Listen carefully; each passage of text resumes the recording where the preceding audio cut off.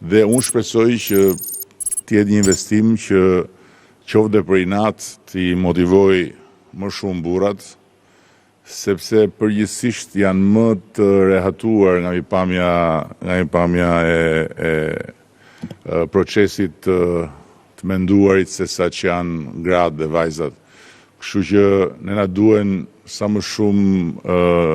shumë njerëz të motivuar dhe të parehatuar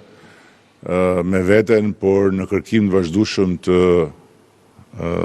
sprovave dhe në sfidë të vazhdueshëm me veten. Dhe në këtë aspekt, si përfaqësues i gjinisë më të dobët, më vjen keq, por duhet edhe bashkëvuajtësit burra dhe djem ta pranojnë që gratë janë më përpara se ne. Nuk kemi çfarë bëjmë tjetër përveç se me shumë dinjitet të dorëzohemi përpara këtij fakti, edhe të përpiqemi të rekuperojmë sa të mundemi